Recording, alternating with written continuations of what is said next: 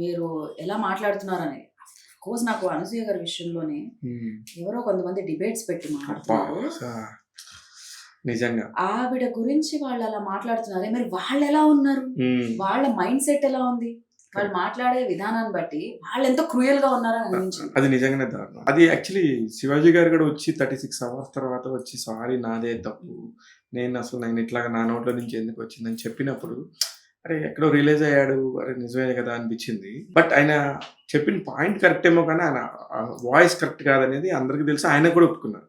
ఆ తర్వాత దాని గురించి ఇంకా ఎక్కువ రచ్చ జరగడం అనేది బాధాకరం. అంటే వాళ్ళు మాట్లాడేది ఇంకా దారుణంగా ఉన్నారు కదా. వాళ్ళు అసలు అన్ని హద్దులు దాటేసి మాట్లాడుతున్నారు. వీళ్ళని ఎంకరేజ్ చేయొద్దు అనేది అంటే ఇప్పుడు ఆ డిబేట్ లో ఒక ఆవిడ చీర కట్టుకొని మాట్లాడుతుంది, కానీ ఆవిడ నోరు ఎంత దారుణంగా ఉందో. మరి శారీ సరే, పద్ధతిగా డ్రెస్ ఓకే, కానీ పద్ధతిగా మాట ఇది. ఇంకొకళ్ళ గురించి వచ్చి వీళ్ళు ఎందుకు డిబేట్ చేస్తున్నారు, అసలు వాళ్ళకి అర్హత ఏంటి? అంటే మనకి మనుషులకి బేసిక్ గా అండి చిన్నప్పుడు నుంచి మన ఇద్దరు నడుస్తున్నాం అనుకోండి, చిన్నప్పుడు ఒక స్నేహితుడితో నడుస్తున్నాను నేను, ఫ్రెండ్ పడిపోయాడు అనుకో, టక్కన నవ్వు వస్తుంది మనకి, అరే పడిపోయాడని బాధ. ఆటోమేటిక్ గా హ్యూమన్ లో ఉంది అది. ఇప్పుడు మరీ అది భయంకరంగా ఉంది, వికృతం అయిపోయిందండి.